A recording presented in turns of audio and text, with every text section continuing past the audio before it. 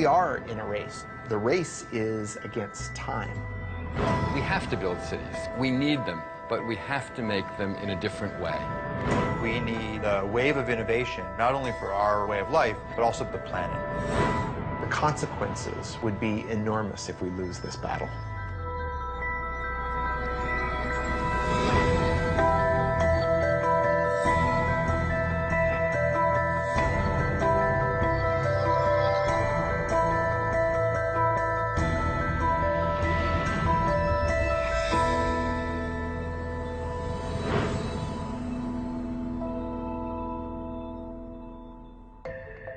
I'm Thomas Getz, executive editor at Wired magazine.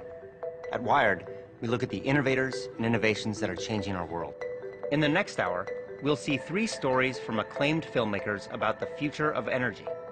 We'll explore cutting-edge innovations in how we drive, how we live, and in our first story, how we fuel our cars. They are all ideas that promise to shape the path to the world of 2050.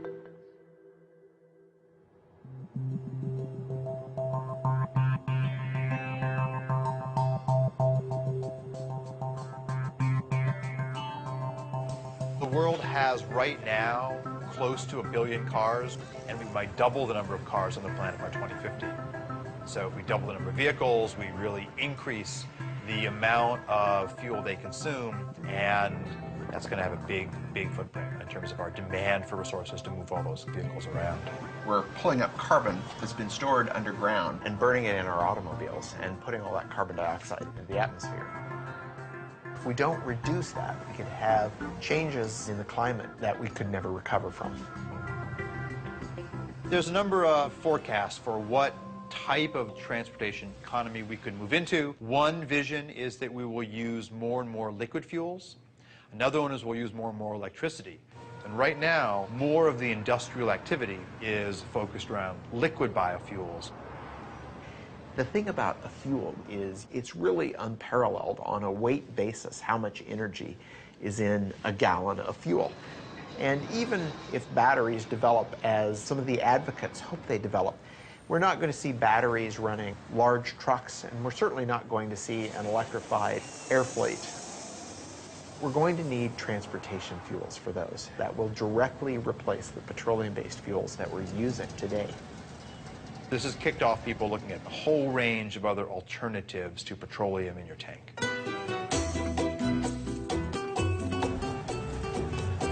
Commercial production of ethanol as fuel started in Brazil in 1975. When we started the ethanol program, nobody talked about reducing emissions. This was not an issue at that time. First, and most important, we didn't have money to buy oil anymore after the first oil shock. We were importers of oil. And today, more than 50% of all cars use ethanol instead of gasoline. Brazil made a very conscious choice to try to find a way to reduce their fossil fuel dependence, and they didn't have to look very far because Brazil's climate is ideal for growing sugarcane. When you have sugarcane plantation, you have only 2 things to make: sugar and ethanol. My family has been in sugarcane business since 1955. And about 30 years ago, I thought there is opportunity to make more ethanol. And now we are producing 120,000 cubic meters of ethanol. Brazil today has very close to 400 sugar mills. The overall sales is $30 billion US dollars, and this number is increasing. If you look at how they make ethanol and how efficient the process is, it's really a model for all of us. They grind the plant up, extract the sugar from the cane. The sugar goes into these large fermentation tanks, which combines sugars together with yeast that naturally produces ethanol. They use the rest of the plant to generate heat to distill the ethanol and turn it into fuel. They also use that heat to generate electricity renewably, not putting excess carbon dioxide in the atmosphere. Brazil has gotten to a point today where they're using about 40% less petroleum than they would be otherwise. But Brazil cannot supply the whole world with ethanol because they would have to cut very strongly into food production and into critical natural areas like the Amazon to make that happen. And this really boils down to the fact that there's only so much arable land, and growing fuel for our gas tanks is yet another demand on that landscape. We cannot kid ourselves in thinking that we found a general solution for the world problem. I think we will have to face the world in this way today. We have no oil in very large quantities anymore. We have no coal transformed in a clean way. In the meantime, we have to do the best we can. And the best at the moment is that we can do biofuels. Sugarcane to ethanol is an incredibly efficient process. You get out about 7 times the energy you put into growing the sugarcane. In the US, when we produce ethanol from corn, for every unit of input of energy, we get about the same amount of energy out. So we're really not gaining anything. We need a better process. We don't have to take what nature's given us. We can actually engineer plants and yeast to be more efficient, and that's the basis for a lot of the work that we're doing now. What we need to look at, though, is which of the pathways that come out of this are not only good financially, but those that are also good in sustainability. And this equation is really wide open right now. We are in a race to develop fuels. The race isn't with other countries, the race is against time.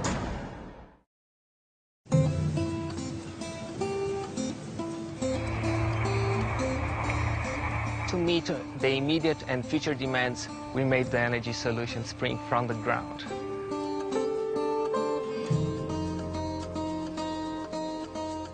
Brazil is the most efficient ethanol-producing country in the world. Sugarcane alcohol from Brazil can reduce the total carbon footprint by up to 70% compared with the gasoline.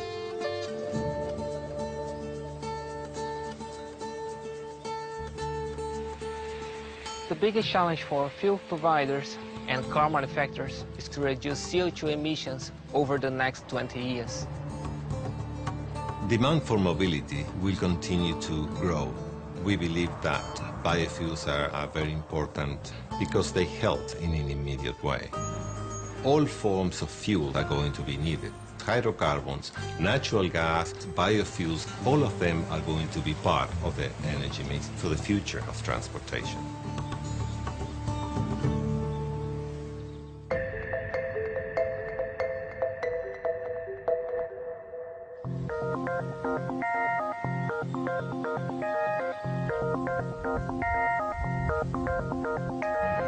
Brazil has been very successful at taking a resource they had and finding the process to make that into ethanol. And people call those first-generation biofuels. We have lots of lab work around the world that are looking at the second generation. That's generally turning cellulosic material from, for example, weeds into biofuels. And the United States is very much at the forefront of the innovation part of the equation.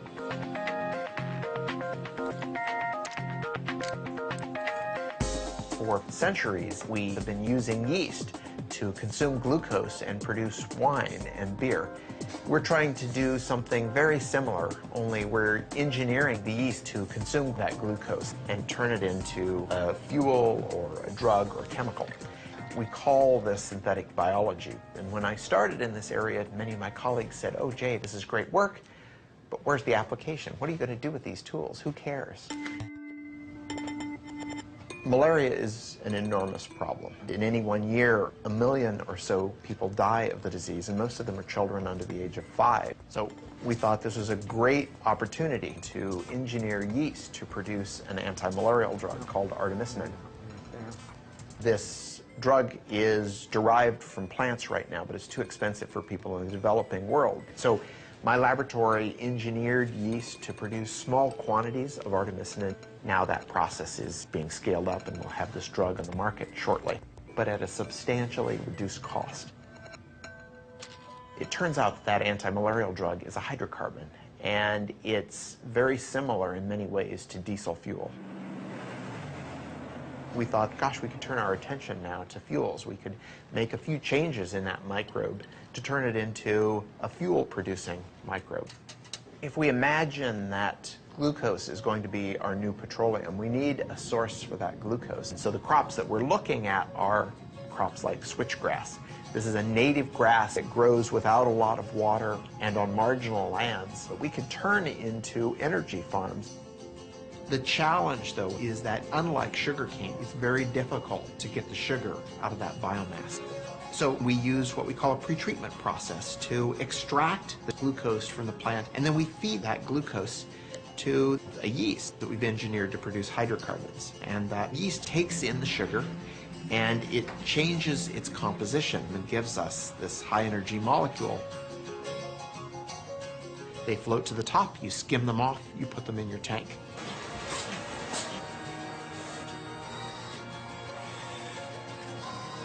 But it takes a lot of work to get from that small test tube all the way up into the million-gallon tank. So we have to give it time, but I think that some of the discoveries that are happening might be applied by the end of the decade.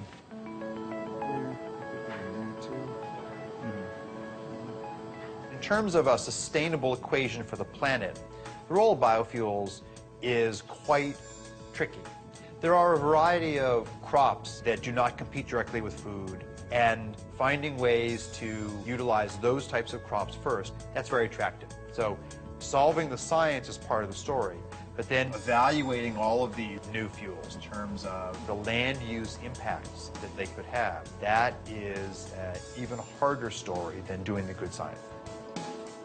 Imagine that you could have one process that could take in sunlight and carbon dioxide and turn it into fuel.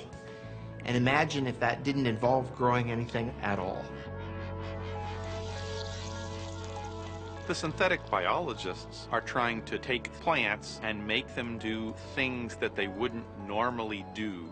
On the other hand, materials chemists like myself want to do artificial photosynthesis to improve on the process that nature does in real photosynthesis.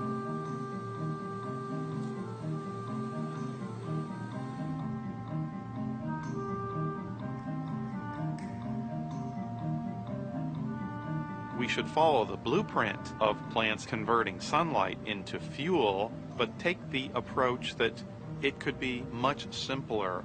All we really need is a light absorber that absorbs sunlight. We also need a catalyst like iron or nickel. So when you see the hydrogen coming off of the photoactive material, that's an example of a semiconductor breaking the chemical bonds of water to make hydrogen and oxygen. Ultimately, our pieces are going to be contained in something that is easy to roll out like bubble wrap, where in would come sunlight and water. You would vent the oxygen to the air, but the bottom would wick out your liquid or gaseous fuel that then you could collect and use for our cars and planes and storage.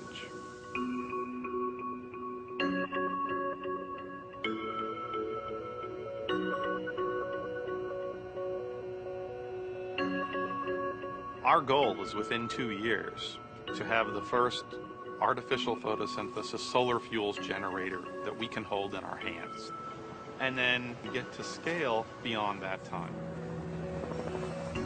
We're certainly not good at predicting the future, but to me, electric vehicles look like a sustainable option. We've heard proposals about things as far-fetched as nuclear-powered planes, and even some proposals to move freight around with lighter-than-air vehicles. And so, if the future in 2050 does include a fair amount of oil, what it means would be that we haven't deployed as many of these clean technologies as we already know are possible. If you think about how long it's taken for us to build up the petroleum industry, we can't hope to reverse that overnight. It's a huge change in our infrastructure. Yes, we should have been working on it 30 years ago. We didn't. We're trying to make up for that, and that means basic research needs to be done now and by as many people as possible. We have a long way to go, but I'm confident that we'll get there.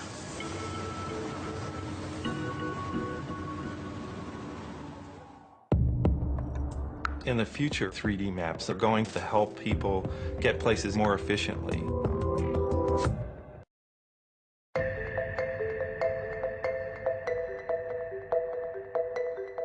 As we just saw, the race to produce cleaner energy is charging ahead. In the meantime, demand for cars continues to climb. By 2050, it's predicted there'll be 2 billion cars on the planet, and fuel consumption will have tripled. To keep pace, we'll have to radically change the way we drive. Here's our next story, Driven by Design.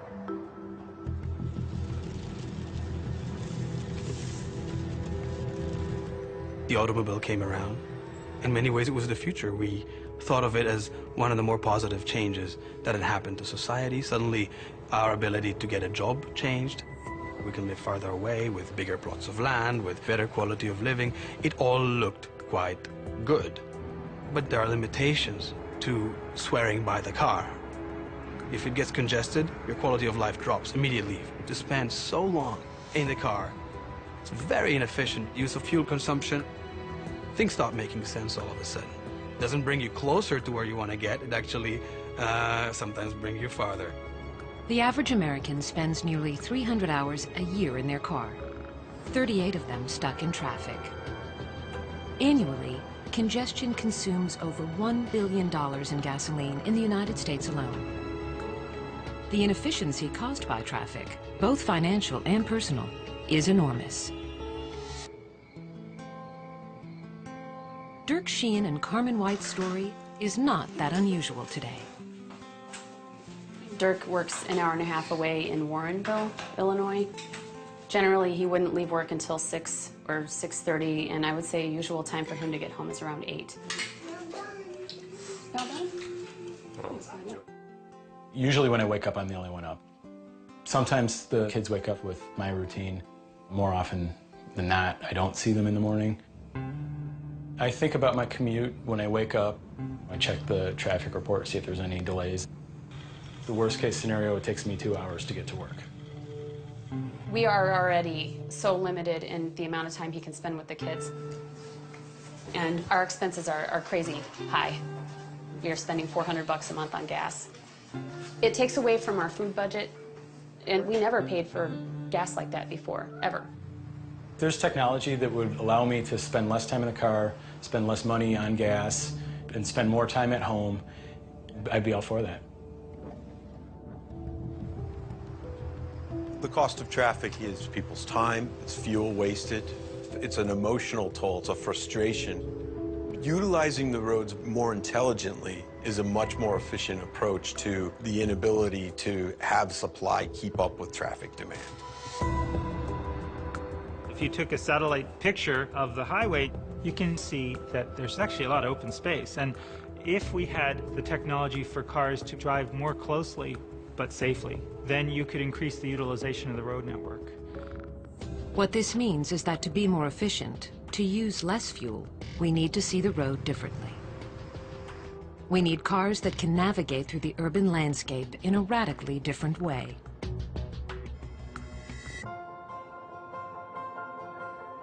Maps in the future are going to be able to help people get places either more safely or more efficiently.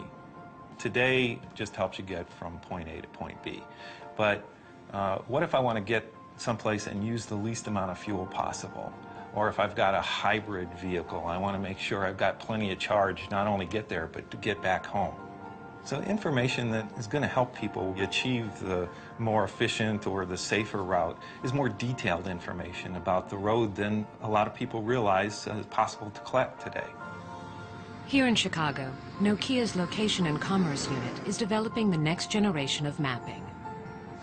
LiDAR, sonar, 360-degree video, all are components of what Nokia calls digital mapping. We use 64 lasers that rotate and they collect data in a 3D way about the world. It creates what we call a point cloud of information. That point cloud allows us to measure distances then between the points that we collect. That system combined with the cameras with higher precision location detection through inertial measurement units, that whole data system allows us to collect 1.3 million points of data per second. Probably within 2 to 3 years, you're going to see 3D maps that are going to integrate the traffic information into your routing to help you understand. If I've got 5 different routes to take, which one is the most efficient today, given the way the stoplights are running, given the way traffic is running? All of those factors are going to be taken into consideration to make sure I've got the best route. But better mapping that can integrate topography, infrastructure, and density is only part of the answer. Another key to improving transport efficiency is building cars that drive themselves. Autonomous vehicle technology has a tremendous potential to improve efficiency of our road infrastructure. By removing humans from the equation, we eliminate all the things we do wrong behind the wheel. Speeding, changing lanes too often, merging haphazardly. And by marrying autonomous vehicles with sophisticated 3D maps, we can make driving safer and more energy efficient. That next generation vehicle is being built right now by the Swedish trucking company, Scania. The solution, as you see it, is that the vehicles can utilize intelligent maps, three-dimensional maps with traffic information. The vehicles will be intelligent and communicate with each other. They will talk to each other, they will talk to the infrastructure. And we will see completely autonomous driven vehicles.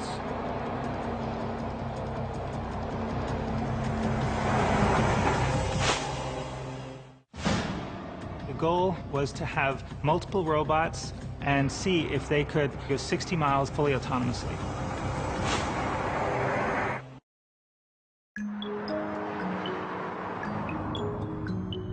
My name's Helen Taylor. My husband John and I, we're very passionate about fuel economy. Yeah, it's great to break world records, but that's not the be-all and end-all now. It's more important to educate people. Together we're showing drivers around the world simple techniques to improve their fuel efficiency.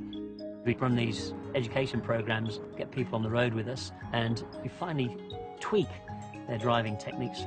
Things like just checking your tyre pressures before you even get into your car. For every 1 PSI your tyres are underinflated, you're wasting 3% of your fuel efficiency.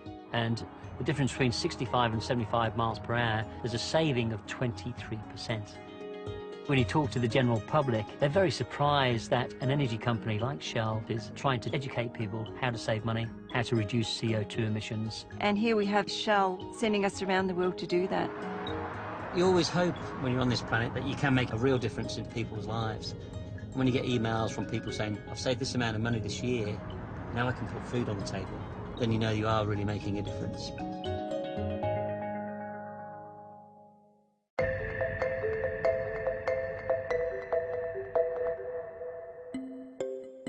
By displaying traffic density in the urban infrastructure in a revolutionary way, 3D digital maps will help create a more fuel-efficient future. But these technologies are limited by the drivers who sit behind the wheel. Some believe that for cars and trucks to be truly energy efficient, they will need to drive themselves. The technology is coming into play through sensors and capabilities for cars to drive autonomously. In 2007, the United States Department of Defense held a competition to see if a completely autonomous self-driving vehicle was possible. DARPA stands for the Defense Advanced Research Projects Agency. They held a competition to develop self-driving robots that could drive themselves in traffic. The goal was to have multiple robots, turn them loose on a course, and see if they could go 60 miles in 6 hours fully autonomously. Driving may be one of the most complex things we do every day. Drivers make dozens of decisions at any given moment. One study found that drivers were exposed to over 1,300 items of information per minute. We make so many decisions when we're driving without even thinking about it. So in creating our vehicle, a great component of the enterprise was developing software to handle lots of sensors, feeding lots of data, and generating a bunch of potential paths that the vehicle might follow. And even though the robot doesn't have the ability to predict the future, by using this fast random path generation, the robot could anticipate a potential accident and choose a path to avoid it, because it's always thinking about what things could the car do next. No one expects millions of cars driving themselves anytime soon. But there is a place where self-navigating technologies are being optimized to create the vehicle of the future. We are on the Scania test track outside Stockholm, where we have basically, it looks like in highway, but it's a separate test track where we conduct our own experiments. Scania, the Swedish trucking company, has recently begun testing its next generation of long-haul truck. Utilizing radar, sonar, and intelligent mapping, they've been able to drastically reduce fuel consumption. We have this example with platooning, where we make use of the reduction in air resistance or air drag that you get from driving close to each other with heavy-duty vehicles.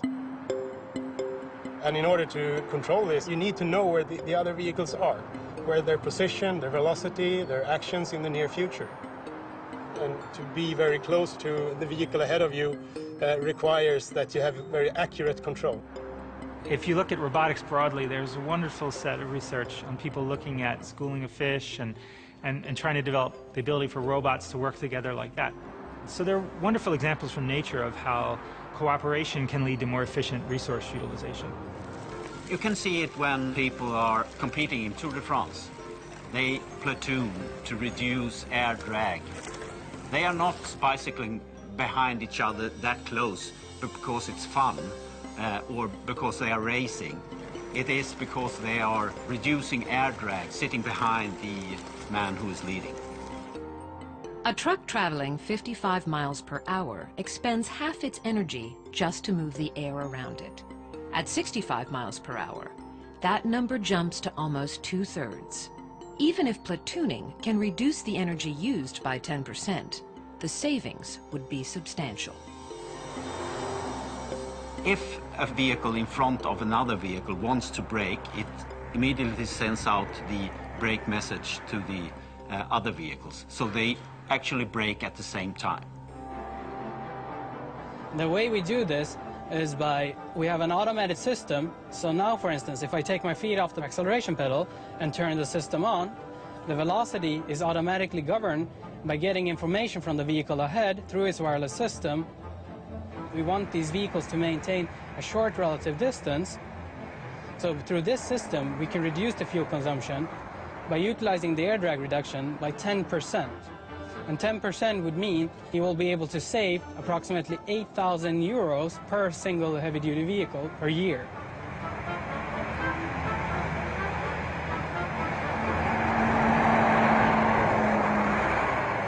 It may be some time before autonomous vehicles make up the majority of cars on America's highways. Nevertheless, some of these technologies are already making their way into our lives. Now, this polar baby wants to sleep. Do you get to pick out books every day, or is it just something I that... get to pick out books sometimes. Okay. When we look toward the future, the systems will absolutely make it safer and more efficient and less costly for you, and also make your life easier because you're spending less time on the roads. The city begins to talk, begins to tell you where is there congestion, what's going on in different areas of town. Suddenly, the car becomes a part of a much bigger ecosystem. We can look at how cars interact with other cars, how car interacts with infrastructure, and us, the drivers, can start to make smart decisions about how to move around. Suddenly, mobility becomes a whole other thing. No matter how much money they have, no matter how much oil they have, everybody has to go in a different direction.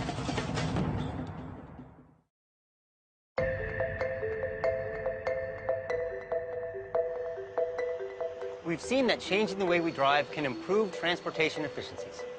But what if we change the way we build and live in our cities? That's the subject of our next story, Searching for Utopia. We'll travel to the United Arab Emirates and discover a city rising out of the desert. Let's take a look. From the beginning, we've dreamed of utopia, a place where we could live in harmony with each other and in balance with nature. Many have imagined it, tried to design it, but the dream always slipped away.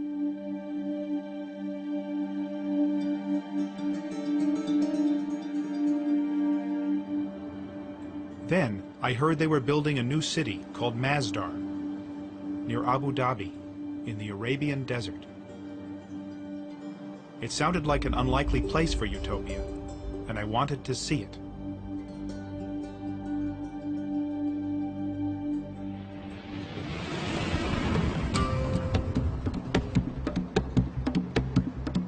The last half century has been a pretty bad time for the making of cities, mostly. The natural tendency has been to accommodate to the automobile more than anything else. Try walking around Abu Dhabi. It's impossible. You have to take a car everywhere. Dubai, the same thing. They are among the least pedestrian-friendly places in the world. They are not green by any other measure either. And these are not easy things to fix. Masdar is still under construction, and it doesn't look like much from the highway. But they claim it's going to redefine the way cities are designed, built, and powered. Masdar City in Abu Dhabi will be the city of the future and the role model for the world. Once you see what they've envisioned for this utopian city, it's very impressive. It's carbon neutral, pedestrian friendly, and powered by renewable energies. But I do notice we're going to have to change our relationship with cars. Welcome to Masdar City. أهلا بكم في مدينة مصدر. We are driving in the bowels of Masdar City in an electric transportation system. It's slightly unnerving to sit in this for the first time. And where are we going? The first big move the architects at Foster and Partners made was to put all transportation underneath the city, leaving the streets of Masdar totally free of cars. The place reminded me of a medieval city, and actually, many design elements are adapted from ancient Arabic towns and villages. It's all about looking back into history to move forward. There's some very, very simple ideas that have a huge impact. This is the pedestrian zone, there's no cars here. This has enabled us to push our streets together to take the advantage of the shade, channel the cooling breezes through. The whole scale here is based on the human being, it's not based on the motor car. As soon as you lift up the pedestrian plane by 7 meters, you've suddenly captured this breeze. What you can see here in the balcony is we've got a modern interpretation of an ancient Arabic screen. What we must avoid is direct sunlight hitting any piece of glass. As soon as the sun hits the glass, the heat's transferred into the building and we have to use more energy to cool it down. Can this really make all that much of a difference? Yeah, absolutely. For example, downtown Abu Dhabi, 60-meter wide streets, black asphalt, mirrored, reflective buildings, no relief from the sun. On a day in September, the air temperature in both places was 39 degrees. In Abu Dhabi, the temperature measured at the asphalt was 57 degrees. In Masdar, the temperature measured on the ground is 33 degrees, so we've actually lowered the air temperature. We're trying to do as much as possible with as little as possible. These simple design moves cut air conditioning needs by 60%. But this place is also technically very sophisticated. The roof panels not only provide shade, they also generate electricity. And the walls themselves are made of glass-reinforced concrete, literally sand taken from the desert. Everything here is geared towards maximizing energy efficiency. Masdar does represent a whole different value system. It represents an acknowledgement that eventually everybody has to go in a different kind of direction, no matter how much money they have, no matter how much oil they have, no matter anything else. All of the cities here in this part of the world have come out of nowhere. There was nothing here not so long ago, except small settlements in the desert. And then all of this oil and all of this money, and suddenly, you know, wham, these cities started popping up. But they sprung up in a false love of a Western model that was already out of date. The model of the late 20th century automobile-based, energy-hogging city.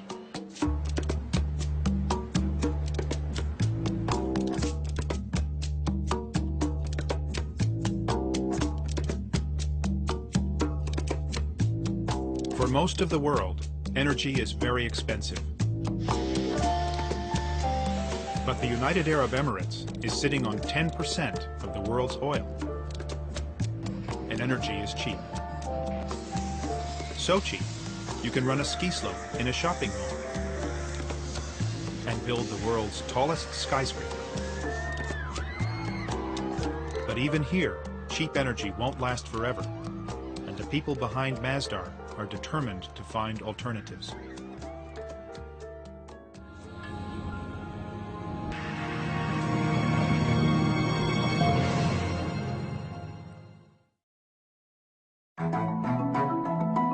One of the most crucial aspects of our energy modelling and scenario quantification is how much energy in total is the world going to use in 2050.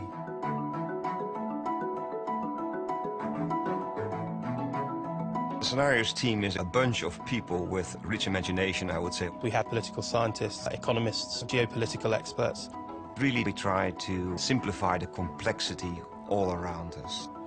We in the Scenarios team are currently putting a lot of attention into cities and city development.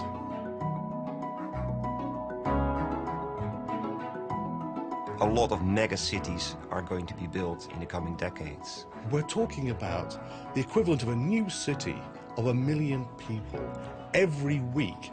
That is an incredible demand. Most of the world's resources are consumed by the cities. What if we could offer a blueprint for a better city? Public transportation, information, energy. We understand demand will rise. We understand that current supplies will struggle to keep pace. So we have to, of course, find ways of bridging the gap between the demand and the supply. Decisions that we take now are going to have a major impact on decades to come.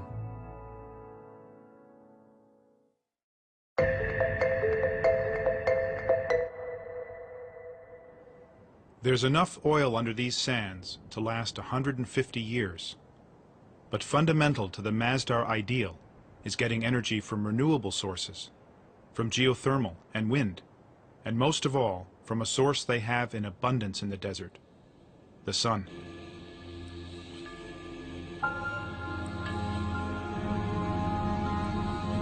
This field of solar panels makes more than enough electricity to run Masdar, and the excess power is sent to the Abu Dhabi grid. But silicon panels are expensive, and the price of solar power needs to drop if it's going to be competitive from Africa to Asia to Arizona.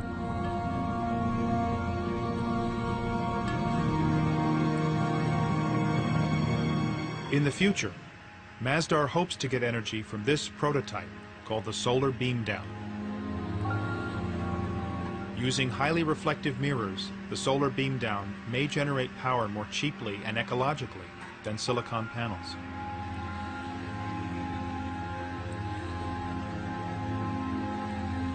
The mirrors bounce the sun's rays up to the tower and then down to a point. Reaching a temperature of 600 degrees, steam can be generated to run turbines to make electricity. There's just one problem. Neither of these solar technologies work at night. So Masdar needs to draw power from the grid when the sun goes down. And that power comes from natural gas. The reality is, it's just not yet possible to power Masdar entirely without fossil fuels.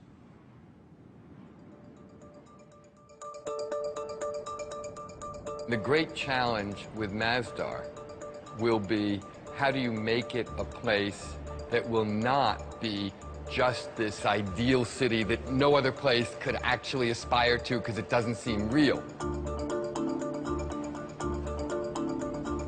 What Masdar has to be is a laboratory that develops things that then can be applied in existing cities all around the world, because that's where it will pay off. There's no payoff if it's just about itself.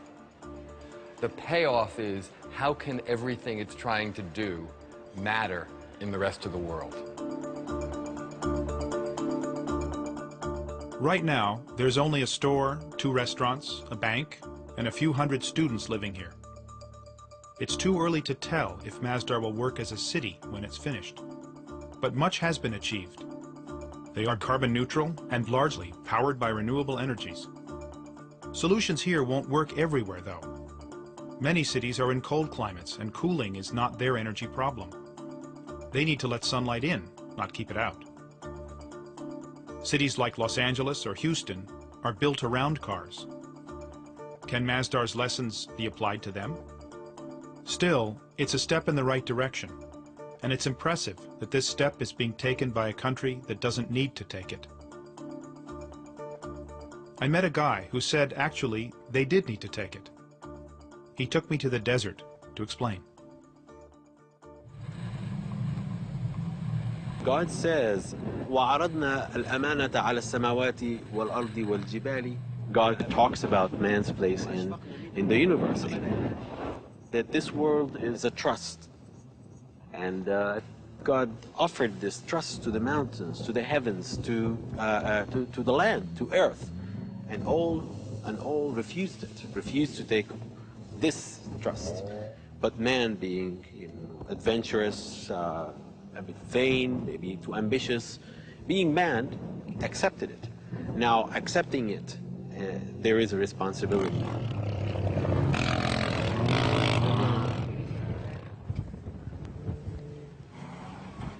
Taking responsibility isn't always easy. Utopia may be unattainable, but we must reach for it. And Masdar does give us a clue to what cities will be like in the future. They may not look quite like Masdar, but they will be shaped by the same concerns, by energy, where it comes from, and how it's used. The way we've been building cities lately is unsustainable. We can't go on building them that way. But to say that we can't build cities the way we have been building them doesn't mean we can't build cities in the future. In fact, we have to build cities. Cities are the essential statement of human civilization. So we will continue to make them. But we have to make them in a different way.